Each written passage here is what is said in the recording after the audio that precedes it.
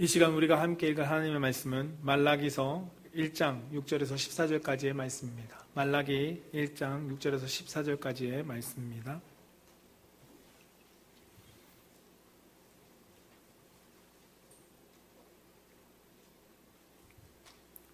구약성경 맨 마지막에 있는 말라기 1장 6절에서 14절까지의 말씀, 우리 한 절씩 교독하겠습니다. 내 이름을 멸시하는 지사장들아, 나 만군의 여호와가 너에게 이르기를, 아들은 그 아버지를, 종은 그 주인을 공경하나니 내가 아버지일진데 나를 공경함이 어디 있느냐? 내가 주인일진데 나를 두려워함이 어디 있느냐 하나, 너희는 이르기를 우리가 어떻게 주의 이름을 멸시하였나이까 하는도다. 너희가 더러운 떡을 나의 제단에 드리고도 말하기를 우리가 어떻게 주를 더럽게 하였나이까 하는도다. 이는 너희가 여호와의 식탁은 경멸히 여길 것이라 말하기 때문이라. 만군의 여호와가 이르노라, 너희가 눈먼 희생제물을 바치는 것이 어찌 악하지 아니하며 저는 것, 병든 것을 드리는 것이 어찌 악하지 아니하냐? 이제 그것을 너희 총독에게 드려보라. 그가 너를 기뻐하겠으며 너를 받아주겠느냐?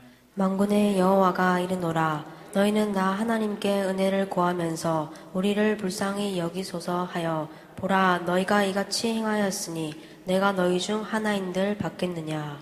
만군의 여호와가 이르노라, 너희가 내 제단 위에 헛되이 불사르지 못하게 하기 위하여 너희 중에 성전문을 닫을 자가 있었으면 좋겠도다. 내가 너희를 기뻐하지 아니하며 너희가 손으로 드리는 것을 받지도 아니하리라. 만군의 여호와가 이르노라, 해 뜨는 곳에서부터 해 지는 곳까지의 이방 민족 중에서 내 이름이 크게 될 것이라. 각 처에서 내 이름을 위하여 분향하며 깨끗한 제물을 드리리니 이는 내 이름이 이방 민족 중에서 크게 될 것임이니라. 그러나 너희는 말하기를 여호와의 식탁은 더러워졌고 그 위에 있는 과일 곧 먹을 것은 경멸히 여길 것이라 하여 내 이름을 더럽히는도다. 만군의 여호와가 이르노라, 너희가 또 말하기를 이 일이 얼마나 번거로운 거 하며 고웃음치고 훔친 물건과 저는 것, 병든 것을 가져왔느니라. 너희가 이같이 봉헌물을 가져오니 내가 그것을 너희 손에서 받겠느냐? 이는 여호와의 말이니라. 짐승떼 가운데에 수컷이 있거늘 그 서원하는 일에 흠이 있는 것으로 속여 내게 드리는 자는 저주를 받으리니 나는 큰 임금이요 내 이름은 이방 민족 중에서 두려워하는 것이 됨이니라. 만군의 여호와의 말이니라. 아멘. 감사합니다. 오늘 우리가 함께 읽은 하나님의 말씀은 말라기서 1장 6절에서 14절까지의 말씀의 제목으로 한번 따라해 봅시다. 가장 중요한 것을 회복해야 합니다. 네, 가장 중요한 것을 회복해야 합니다라는 말씀의 제목으로 선포되어질 때 정말 우리 성도님 삶 가운데 정말 그 중요한 것을 이 예배를 통하여 회복하시는 성도님 되시기를 주님의 이름으로 축복합니다. 저를 따라서 한번 고백해 보겠습니다. 하나님 사랑합니다. 하나님 감사합니다. 네, 우리 앞뒤 좌우분들이 다시 한번 이렇게 축복해 볼까요? 우리 회복하여 돌아갑시다 라고. 네, 도대체 무엇을 회복해야 될까라고 생각하실 수 있는데요, 오늘 말씀을 통해서 함께 발견하길 원합니다. 먼저 헨리 나우엔이라는 신학자가 있습니다. 그 신학자의 저서 중에 하나님의 사랑, 내 사랑이라는 책에 보면 이러한 내용이 있습니다. 너는 보물을 발견한 사실에 기쁨을 느낄 것이다. 그러나 보물을 발견했다고 해서 내 것이 된 것은 아니다. 다른 모든 것을 포기할 때 보물을 내 것으로 만들 수 있다라고 그는 이렇게 기록했습니다. 여러분, 보물을 발견하는 것보다 더 중요한 것이 무엇일까요? 그 보물을 내 것으로 만드는 것입니다. 사랑하는 성도 여러분, 여러분에게 한번 물어보고 싶습니다. 여러분들에게 가장 중요한 보물은 무엇인가요?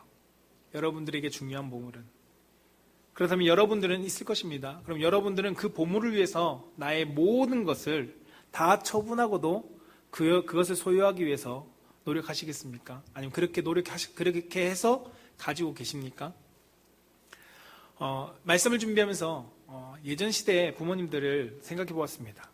예전 시대의 부모님들은 가족을 위해서 정말 열심히 부지런히 일하고 노력했습니다.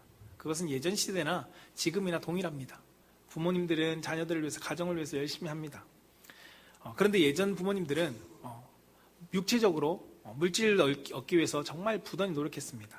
왜냐하면 가족을 소중히 여기는 것이 소중히 여기는 방법 중에 하나가 물질이라고 생각했기 때문입니다.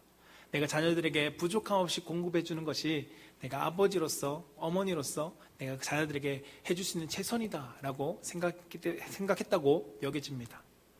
그러다 보니까 어느 순간 가족들과의 소중한 것을 잃어버렸다는 것을 뒤늦게서야 깨닫는 경우들이 너무나도 많았다는 것을 듣게 됩니다.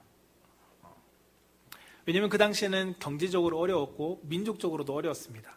먹고 살기 힘든 시대였습니다. 그러한 상황 속에 물질이라는 것은 행복 그리고 그들의 가정의 평안이라는 중요한 중심축이 되어 있었습니다. 그래서 행복하기 위해서 가족들이 잘 먹고 좀 더 편안하기 위해서는 아버지가 어머니가 이른 새벽부터 밤늦게까지 일을 하면서 그 물질을 채우는 것이 중요한 역할 중에 하나였습니다. 그런데 그 뒤늦게 이제 그 부모님들이 어른 세대들이 나중에 하면서 고백하는 것이 무엇이냐면 나는 또 한편으로는 소중한 것을 잃었다라고 이야기하는 것을 들었습니다. 무엇이면 가족과의 관계를 잃어버린 것이 너무나도 많다라는 것입니다. 어쩌면 이처럼 신앙생활에도 우리가 어느 순간 우리가 가시적으로 눈에 보이는 것, 보여지는 현상들을 위해서 우리가 정말 열심히 채워나갑니다. 그것을 채우기 위해서 그것이 행복이라고 여겨지기 때문에 우리가 그것을 열심히 추구하면서 살아갑니다. 그런데 정작 우리 안에 그리고 우리 공동체 안에 중요한 것을 잃어버리는 것들이 너무나도 많음을 뒤늦게 가서야 깨닫는 경우들이 너무나도 많다는 것입니다. 신앙생활 하는데 뒤늦게 깨닫는 것이 무엇일까요? 오늘 말씀에서는 우리가 사랑하는 것을 회복해야 함을 성경은 말씀해 주고 있습니다. 여러분, 신앙생활을 여러분 잘 점검해 보십시오. 정말 내 신앙생활이 정말 하나님 앞에서 행복한가? 그리고 하나님이 기뻐하시는 신앙생활인지를 우리는 다시 한번 점검해 볼 수 있어야 할 것입니다. 그리고 나의 삶을 점검해 보고 이 예배를 통해서 오늘 말씀을 듣는 가운데 내 삶이 교회는 나와 있지만 행복한 신앙생활이 아니다. 하나님이 내 삶의 모습을 보고 기뻐하실까라는 것에 의문을 가진다면 우리의 심령 가운데 그것에 대한 회복이 있기를 주님으로 축복합니다.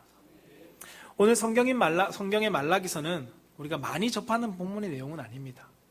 우리가 어쩌면 성경 일독할 때 창세기 출애굽기까지는 많이 읽고 신약에 가서는 마태복음, 사복음서를 읽어갑니다. 말라기서는 왠지 일반 성도들이 1년에 몇 번 접할 기회가 많이 없는 말씀이기도 합니다.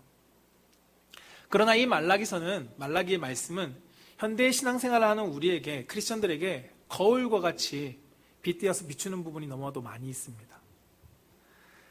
특히나 1장 1절에는 하나님께서 경고하시는 말씀으로 시작하고 있습니다.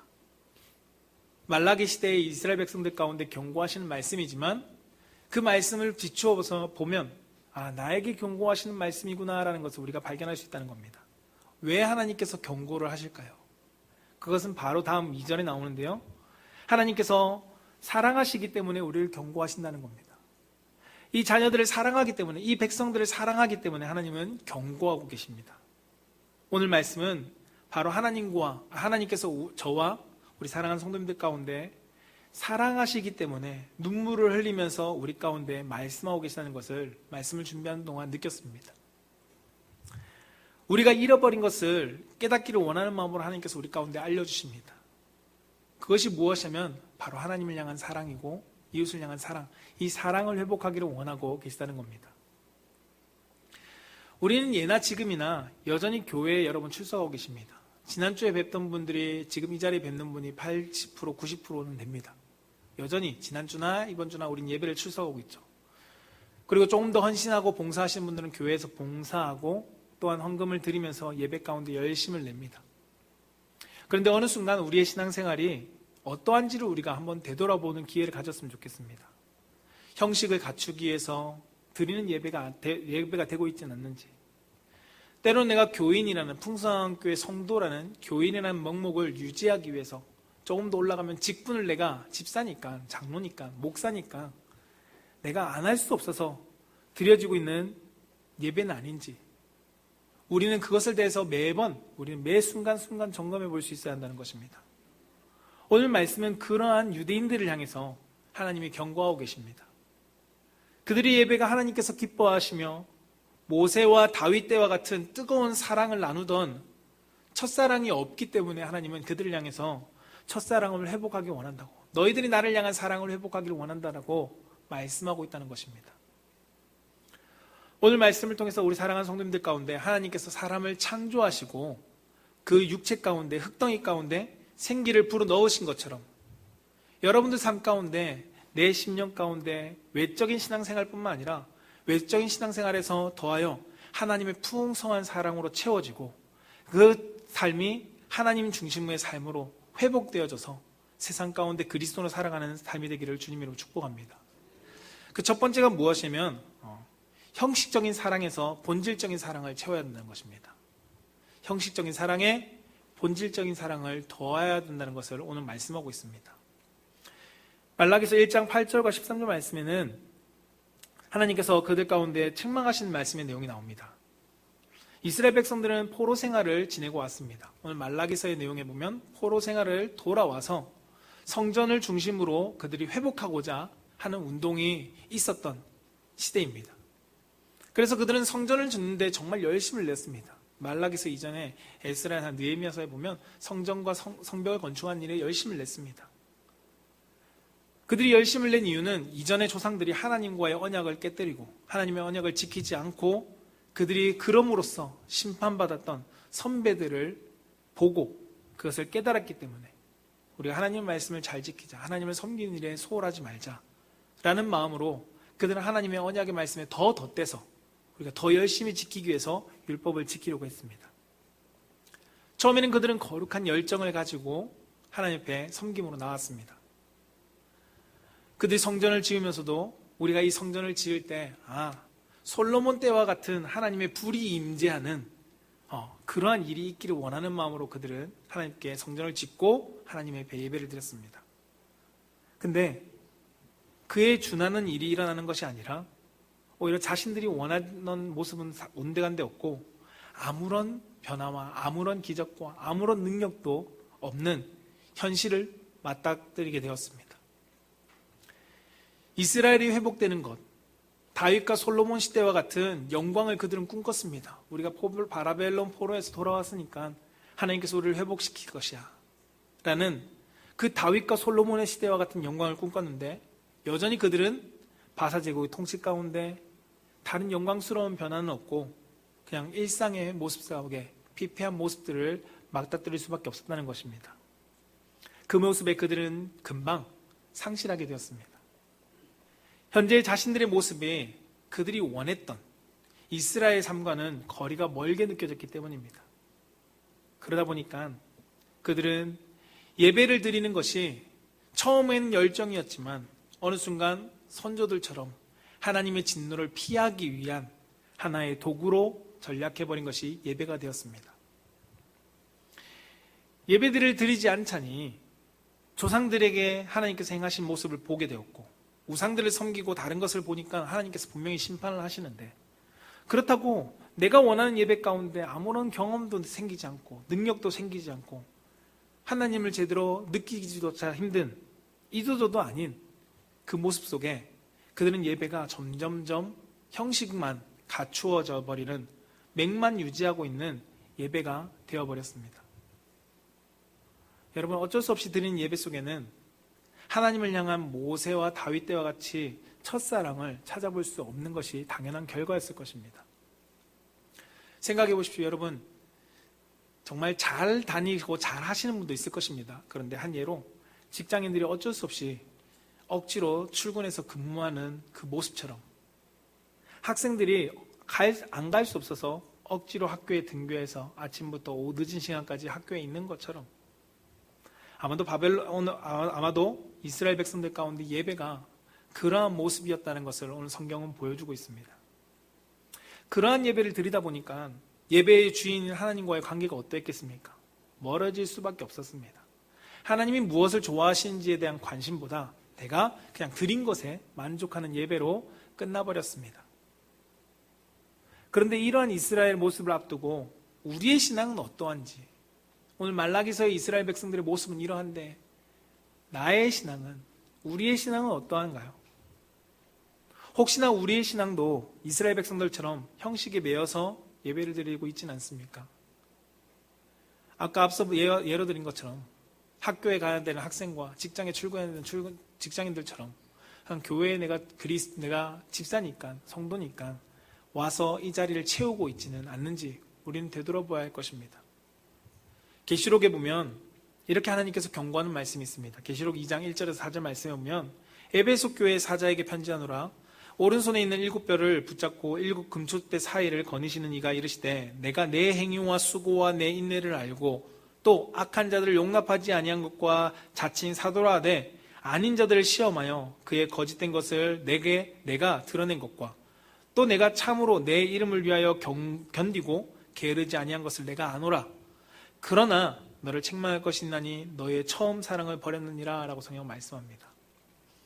헌신과 수고를 하나님께서 분명히 안다는 것입니다. 기억하고 있다. 너의 수고와 헌신을 내가 너무 잘 안다. 그런데 내가 너에게 책망할 것이 있는데 너의 처음 사랑이 사라져버렸다라고 말씀하고 있다는 것입니다. 봉사하고 예배하고 섬기는 것들이 외적으로 드러나는 모습들이 여전히 있습니다. 에베소 교회 가운데 있었지만 그러나 그 중심의 본질이 어느 순간 사라져버렸다는 것을 예수님께서 말씀하십니다. 우리가 보기엔 너무도 열심히 했는데요. 열심을 내는 모습인데요. 그러나 예수님께서 보시기에는 그 처음 사랑이 없는 그것은 너희들 가운데 그 열심은 책망거리가 될 수밖에 없다는 것입니다. 이것을 잘못했다는 것이 아니라 이것을 잘했는데 그러나 내가 너희들 가운데 책망할 거리들이 있다는 것을 말씀하고 있다는 것입니다. 말라기서에 나오는 이스라엘 백성들 또한 동일합니다. 하나님을 향한 사랑이 없이 그들은 형식적으로 예배를 드렸습니다. 이스라엘 백성들 가운데 예수님과 하나님께서 책망하신 것이 무엇일까요? 너희들 가운데 나를 향한 사랑이 사라져버렸다. 나를 향한 경외함이 사라져버렸다라는 것입니다. 그 사랑을 잃어버린 교회를 향해서도 하나님께서는 책망하십니다. 여러분, 우리는 어디에 마음을 두고 지금 이 자리에 모여 있습니까? 우리는 어떠한 것을 위해서 여러분 이 교회에 여러분 열심을 내고 계십니까? 여러분, 우리는 무엇이 우리의 신앙생활을 하게 하고 있습니까?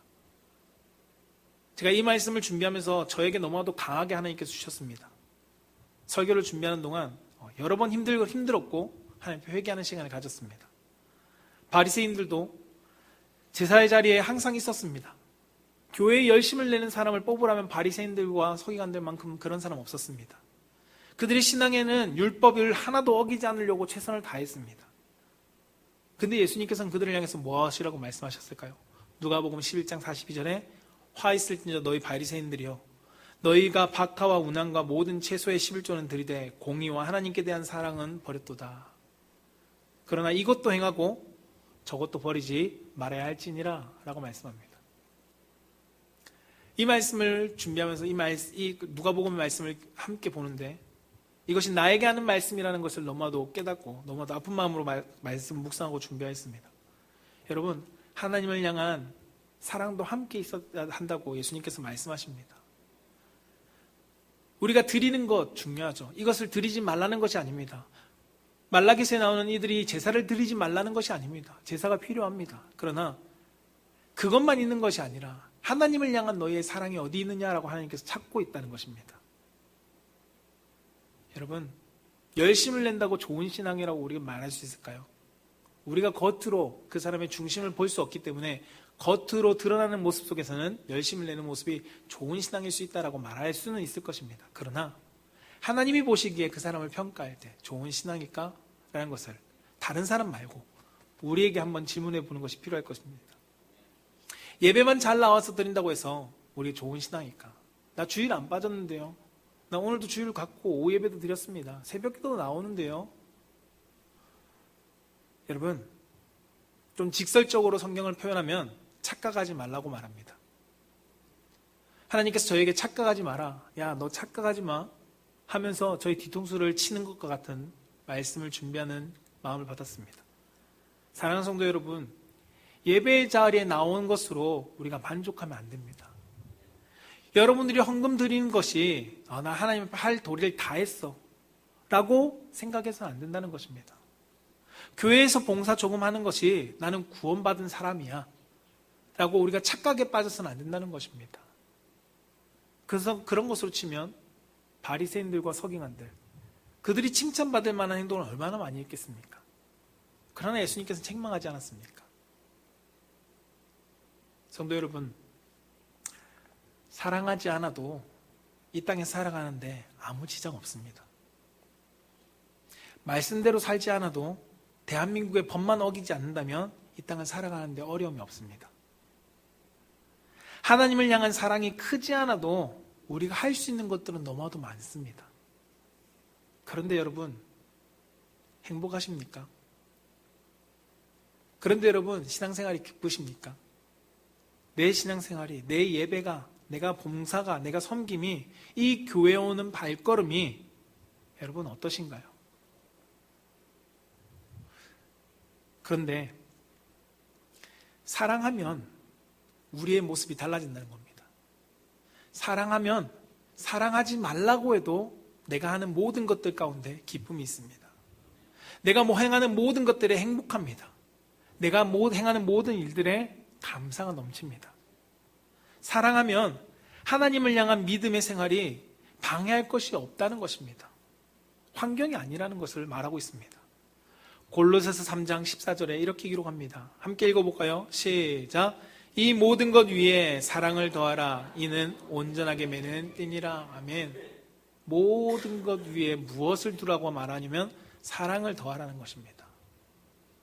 교회 나오는 것 안에도 하나님을 사랑하고 이웃을 사랑하는 마음을, 내가 봉사하는 마음에도 하나님의 성전을 사랑하고 하나님을 사랑하는 마음을, 내가 구제하는 상황 속에서도 내가 하나님을 사랑하고 그 이웃을 사랑하는 마음을 두라는 것입니다. 근데 우리는 여전히 구제하고 있는데 기쁘지 않습니다. 행복하지 않습니다. 힘듭니다. 지칩니다. 왜요? 잘 되돌아보면 사랑을 상실한 채 내가 그 일을 하고 있기 때문이라는 것을 깨닫게 됩니다. 이것이 부단 여러분에게 말하는 것이 아니라 하나님께서 저에게 먼저 주신 말씀입니다. 그러면서 저에게 질문해 보았습니다. 야, 영빈아, 행복하니? 기쁘니? 신앙생활이 앞에 말했던 것처럼 신앙생활이, 예배가, 사역이, 너가 교훈은 발걸음이 어떻니? 라고 질문했습니다. 여러분, 그러한 질문에 다른 것에 지금까지 변명을 두고 있던 저를 발견했습니다. 그런데 그것에 대한 답이 어디 있는지를 오늘 본문 말씀은 이야기해주고 있습니다. 사랑하는 성도 여러분, 중요한 것은 에스겔의 마른 뼈들이 살아났습니다. 그들이 형식적으로 사람의 모습을 갖추었습니다. 그러나 성경에 보면 움직이지 않았다고 이야기합니다. 근데 언제 움직여졌냐면 생명을 그에게 불어넣었을 때 그들이 움직여서 군대와 같이 되었다라고 말합니다. 우리의 모습 가운데 외적인 것들을 행하는 것을 소홀히 하지 말라는 말씀이 아닙니다. 중요합니다. 그러나 그것이 우리의 건강한 신앙, 바른 신앙이라고 말하고 있지 않다는 것입니다. 우리가 회복해야 될 것이 무엇일까요? 나의 내면 안에 하나님의 사랑으로 충만하게 회복되어져야 한다는 것입니다. 하나님의 사랑으로, 그리고 내가 하나님을 향한 사랑의 마음으로 우리는 회복되어져야 합니다. 사랑을 회복하면 주님과 다시 한번 진하게 우리가 뜨거운 열정을 행할 수 있습니다. 그리스도의 삶에서 행복이 넘칠 수 있는 조건은 교회가 부흥해서요, 교회가 돈이 많아서요, 교회가 무엇인가 조건을 잘 갖추어서가 아니라 내 안에 그리스도가 충만해질 때 그 신앙의 삶에 행복이 있다는 것을 성경은 말씀하고 있다는 겁니다. 저는 우리 사랑하는 성도님들 가운데 그 행복이 넘쳐난 성도가 되기를 주님으로 축복합니다. 두 번째, 하나님 중심의 회복을 위해서는 내 중심의 신앙을 버려야 한다는 것입니다. 나 중심의 신앙. 9절과 12절 말씀에 보면 그렇게 이야기합니다. 만군의 여호와가 이르노라. 너희는 나 하나님께 은혜를 구하면서 우리를 불쌍히 여겨소서 하여 보라. 너희가 이같이 행하였으니 내가 너희 중에 하나님들 받겠느냐라고 말씀합니다. 우리가 하나님께 구하고 있는 모습을, 이스라엘 백성들이 하나님께 구하고 있는 모습을 성경은 말씀하고 있습니다. 많은 그리스도인들이 오늘 말씀의 말라기서처럼 하나님께 구합니다. 구하는 것이 잘못된 것이 아닙니다. 하나님은 분명히 구하라고 말씀하셨습니다. 내 이익을 위해서 신앙생활을 하는 사람도 보게 됩니다. 간혹 예수님을 믿는다는 이유가 무엇이냐고 물어보면 많은 사람들의 이유가 평안을 얻기 위해서입니다. 복받기 위해서입니다 라고 말하는 이야기가 너무나도 많이 있습니다. 그것이 성경에서 잘못된 것이라고 말하진 않습니다. 분명히 바른 것입니다. 그런데 사랑하는 성도 여러분, 예수님을 믿고 하나님을 믿는 이유가 여러분 무엇인가요? 여러분들이 하나님을 믿고 있는 이유가 무엇인가요? 저는 이제 교회에 한 1년, 2년, 3년 정도까지는 내가 평신도로서 평안을 얻기 위해서 교회에 왔습니다라고 하는 대답은 정말 좋은 대답이라고 생각합니다. 간 예수를 믿기 시작한 성도들 가운데 내가 너무나도 힘든 상황 속에서 교회에 나와서 평안을 얻으려고 왔습니다 라고 말하는 것이 정말 좋게 들립니다. 왜냐하면 요한복음 14장 27절에서도 이렇게 말씀하거든요. 평안을 너희에게 끼치노니 곧 나의 평안을 너희에게 주노라. 내가 너희에게 주는 것은 세상에 주는 것과 같지 아니하니 너희는 마음에 근심하지도 말고 두려워하지도 말라라고 말씀합니다.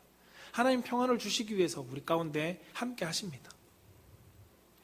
그 목적이 평안이었던 것도 문제가 되지 않습니다. 근데 많은 경우 신앙을 시작하는 가운데 그러한 평안을 추구하지만 그것이 10년, 20년을 신앙생활하는 가운데서도 여전히 그 평안만을 추구하면서 살아가는 성도들이 있다는 겁니다. 은혜를 경험해 봤는데, 이미 하나님께 주신 평안을 경험해 봤는데, 신앙의 연륜이 쌓여가는데도 나를 위해서 하나님이 존재하는 것만을 생각하고 있는 연약한 신앙의 성도들이 있다는 것입니다. 신앙이 성장했다고 말할 수 있을까요? 10년을 다녔지만 20년을 다녔지만 신앙의 성장이라고 말하기는 어렵다는 겁니다. 오늘 말씀처럼 내 마음에 들지 않는다고 하나님을 경멸하고 하나님 앞에 때로는 하나님의 이름을 더럽히는 말라기서의 유대인들과 내 것만을 추구하는 성도의 나의 신앙과 다를 것이 무엇일까요? 내가 원하는 것을 하나님께 주지 않았다고 하나님 멸시한다? 그것은 건강한 신앙의 모습이라고 말할 수 없다는 겁니다.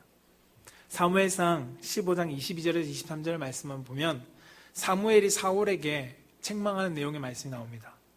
사무엘이 이르되 여호와께서 번제와 다른 제사를 그의 목소리를 청종하는 것을 좋아하신 것 같이 좋아하시겠나이까? 순종이 제사보다 낫고 듣는 것이 순양의 기름보다 나으니 이는 거역하는 것은 점치는 죄와 같고 완고한 것은 사신 우상에게 절하는 죄와 같음이라. 왕이 여호와의 말씀을 버렸으므로 여호와께서도 왕을 버려 왕이 되지 못하게 하셨나이다 하니 라고 말씀합니다. 여러분, 사울왕이 하나님을 향한 제사를 드렸습니다. 외형적으로 봤을 때 제사를 드린 것이 무엇이 문제입니까? 근데 사울이 그 제사를 드린 목적과 그 중심에는 하나님을 위한 것이 아니라 자기를 위한 종교의 행위였다는 겁니다. 종교의 행위가 되었을 때 하나님은 사무엘을 통해서 사울에게 책망하십니다. 여러분, 홈리와 비나스는 어떻습니까? 성도들이 드리는 제사를 자신의 욕심을 채우기 위한 일로 사용했습니다. 그 결과 하나님께서는 그들을 치셨습니다. 성장했다고 말하시는 제사장이, 그리고 믿음의 모범이 된다고 말하는 왕이, 그들이 성장했다고 말하지만, 나는 컸다고 말하지만 정작 그 수준에 맞지 않는 모습을 하나님께서는 책망하고 계신 것을 성경은 말씀하고 있습니다. 여러분, 분명한 사실은 하나님은 우리에게 은혜를 주기를 원하십니다. 하나님은 여러분들 가운데 평안을 주기를 원하십니다. 이 예배를 통해서 여러분들이 평안해지기를 원하십니다. 행복하기를 원하신다는 겁니다. 복받기를 원하십니다. 그런데 하나님을 내가 램프의 진이처럼 나를 위한, 나의 평안을 위한, 나의 행복을 위한 조건으로 두고 신앙생활하는 것은 잘못됐다는 겁니다. 하나님이 주시는 것과 내가 그러한 목적을 가지고 하나님께 나아가는 것은 다릅니다. 우리는 하나님이 나의 소원을 이루는 분이 결코 아닙니다. 우리는 그것을 착각해서는 안 됩니다. 예수님은 이 땅 가운데 오셔서 우리의 모든 문제를 해결해 주셨습니다. 그리고 우리를 평안을 주시는 분이 맞습니다. 그러나 내가 하나님을 향한 마음의 자세는 내가 램프를 얻은 것처럼, 진이를 부를 수 있는 것처럼 그러한 신앙생활로 가서는 안 된다는 것입니다. 누가복음 17장 17절에서 19절 말씀 가운데 이렇게 말씀합니다. 같이 한번 읽어볼까요? 시작. 예수께서 대답하여 이르시되 10사람이 다 깨끗함을 받지 아니하였느냐? 그 아합은 어디 있느냐? 이 이방인 외에는 하나님께 영광을 돌리러 돌아온 자가 없느냐 하시고 그에게 이르시되 일어나 가라 내 믿음이 너를 구원하였느니라 하시더라. 아멘. 여러분, 오늘 말씀에 보면 10명의 사람이 예수님께 치유받고 싶어서 왔습니다. 예수님께서 저 병 낫게 해주세요 라고 하면서 10명의 사람이 왔습니다. 10명의 사람이 왔는데 예수님에 의해서 병이 나았습니다. 그런데 10명 중에 9명은 온데간데 사라지고 한 명의 사람만이 예수님께 와서 하나님께 영광을 돌립니다. 여러분, 우리의 처음 신앙이 하나님의 오늘 10명의 나병환자처럼 우리가 하나님께 온 목적이 때로는 하나님 나의 문제를 놓고 하나님께 오는 것은 정말 당연한 것입니다. 왜 하나님께서 그렇게 오라고 말씀하셨으니까요. 신앙생활의 이유가 우리가 그렇게 왔었다 할지라도 어느 순간 내 삶 가운데 하나님의 복과 은혜를 채워주신 가운데 그 성장하는 과정 속에서 여전히 내가 복만을 요구하고 있다, 여전히 나의 문제 해결만을 하나님께 요구하고 있다면 우리는 다시 한번 나의 신앙생활을 점검해 보아야 한다는 겁니다. 여러분, 나의 직분에 대한 체면, 대부분 많은 사람들이 나를 위해서 하고 있지는 않는지 우리는 다시 한번 성경은 우리 가운데 되짚문하고 있습니다. 내 신앙에, 내 중심의 신앙에서 우리를 보고 벗어나라고 말합니다. 하나님을 믿는 이유가 나를 위한 신앙에서 벗어나라고 말합니다. 벗어나서 어디를요? 하나님의 영광을 위한 신앙으로 우리는 회복하라고 성경은 말씀하고 있다는 겁니다. 한 명의 나병 환자가 비록 내 병을 낫기 위해서 왔지만, 10명의 나병 환자가 내 병을 낫기 위해서 왔지만, 그 한 명의 나병을 낳은 환자가 와서 하나님께 영광을 돌린 것처럼 우리는 그 신앙의 성숙의 과정으로 나아가야 한다는 것입니다. 언제까지 우리는 9명의 사람처럼 머물러 있어서는 안 된다는 것을 성경은 말씀합니다. 사랑하는 풍성한교회 성도 여러분, 오늘 말라기 성도들은 하나님께서 그들에게 여전히 9명의 사람들처럼 너희를 위해서 다오다오할 뿐 하나님을 위한 너희들의 사랑은 상실해버렸다라고 책망하고 있는 것입니다. 내가 예수님을 만나는 이유가, 이 예배의 자리를 오는 이유가, 하나님을 경험하고자 하는 이유가 하나님을 만나는 것으로, 하나님 만나서 내 소원을 이루는 것으로 끝나는 것이 아니라 한 단계 더 성숙해져서 하나님의 영광을 위해서 그 신앙을 살아나야 갈 수 있는 성도가 되기를 주님 이름으로 축복합니다. 마지막 세 번째는 무엇이냐면 하나님의 중심의 회복을 위해서는 버림받지 않도록 경각심과 진실함을 가져야 한다는 것입니다. 좀 강하게 이야기하지만요, 버림받지 않도록 경각심과 진실함을 가져야 한다는 것입니다. 오늘 말라기서 1장 10절에서 11절 말씀에 이렇게 기록합니다. 만군의 여호와가 이르노라 너희가 내 제단 위에 헛되이 불사르지 못하게 하기 위하여 너희 중에 성전문을 닫을 자가 있었으면 좋겠도다. 내가 너희를 기뻐하지 아니하면 너희가 손으로 드리는 것을 받지도 아니하리라. 만군의 여호와가 이르노라 해 뜨는 곳에서부터 해 지는 곳까지 이방 민족 중에서 내 이름이 크게 될 것이라. 각 처에서 내 이름을 위하여 분향하며 깨끗한 제물을 드리리니 이는 내 이름이 이방 민족 중에서 크게 될 것임이라 라고 말씀합니다. 하나님께서 문을 닫았으면 좋겠다. 너랑 나랑 끝내자. 쉽게 말하면 호적파자 라고 하는 것처럼 너랑 나랑 끝내자.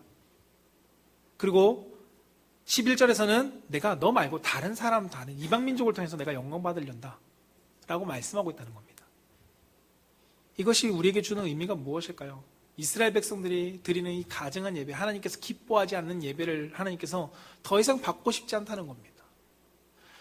속이 시꺼먼 의도를 가지고 여러분들이 찾아간 그 사람을 여러분 만나고 싶을까요?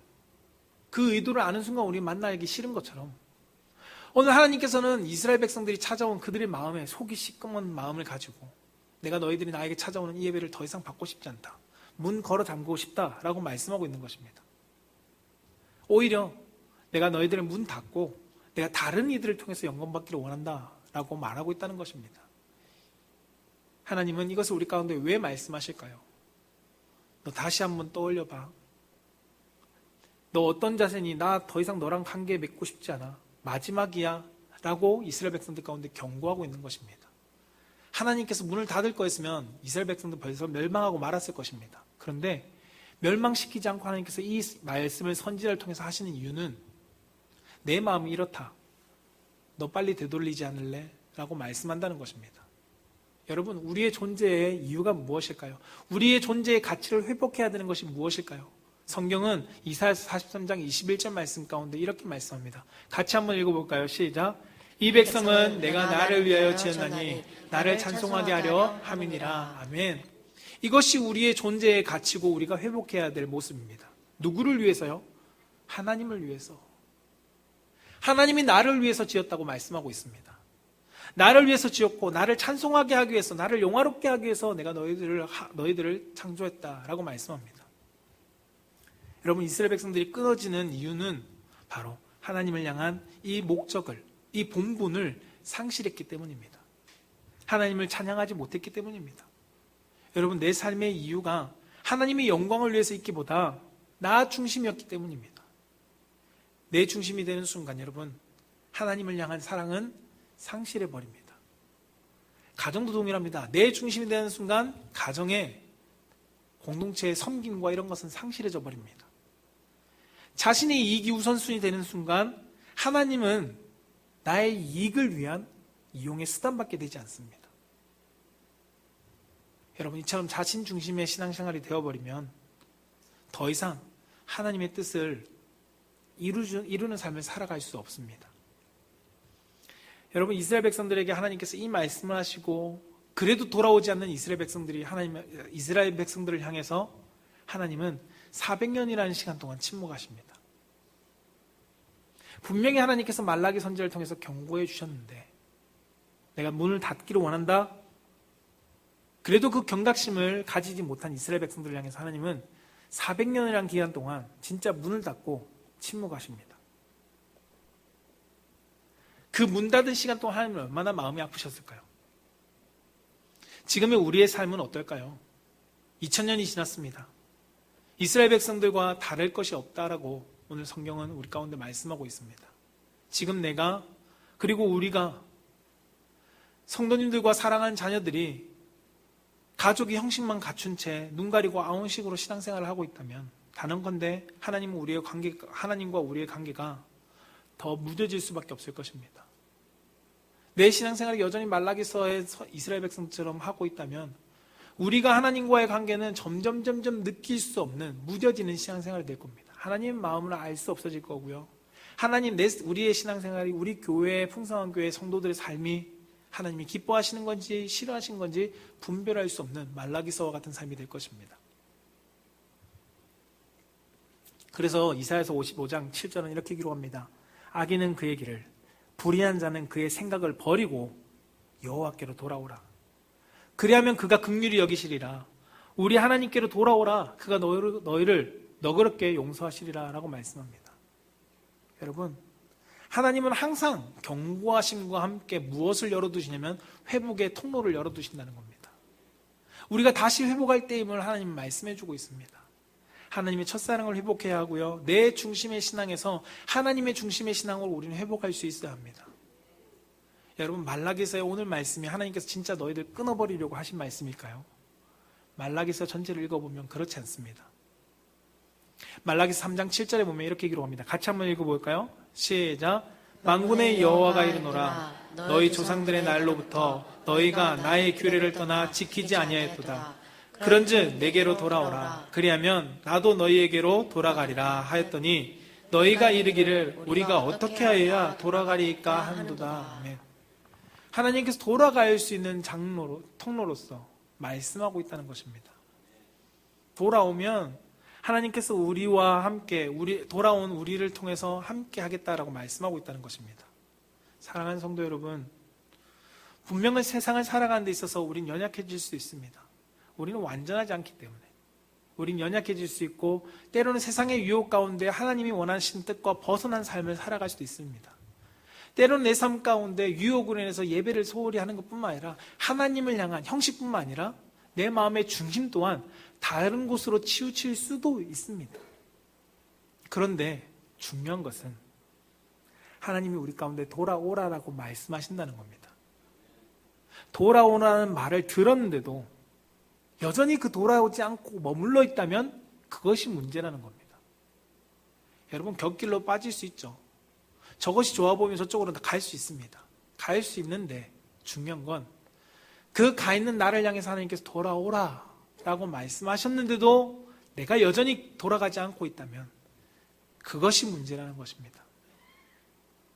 주님은 지금 우리에게 하나님을 사랑하는 사람으로서 돌아오라고 말씀합니다. 나를 위해서 사는 신앙생활에서 돌아오라고 하나님은 우리를 부르고 계십니다. 율법과 형식적인 예배의 신앙에서 너의 마음 가운데 그 본질인 사랑을 회복하라라고 말씀하고 있습니다. 하나님을 멸시하는 삶을 끊고 돌아오라고 말씀합니다. 하나님과 함께 첫사랑을 회복하자라고 우리를 부르고 계시다는 겁니다. 사랑하는 성도 여러분, 우리가 첫사랑을 회복합시다. 하나님을 향한 사랑을 회복합시다. 이 회복은 내가 예배의 자리에 있다고 회복되는 것이 결코 아닙니다. 내가 봉사한다고 회복되어지는 것이 아니라는 겁니다. 형식에 머물러 있는 신앙생활이 아니라 하나님의 영광을 위해서 내 본질적인 내 마음의 중심을 하나님께 드려야 되는 것을 성경은 말씀합니다. 회복하는 신앙생활은 하나님께 감사와 찬송하는 삶이 될 수밖에 없습니다. 저는 우리 자녀와 우리 성도님들이 저를 비롯해서 모두가 정말 예수 그리스도 앞에 진실된 삶으로 진실한 하나님을 향한 사랑으로 회복되어지기를 원합니다. 말씀을 정리하고자 합니다. 여러분, 앞서 제가 서두에드렸던 헨리 나우엔의 말씀을 기억하시나요? 너희의 보물을 발견한 사실에 기쁨을 느낄 것이다.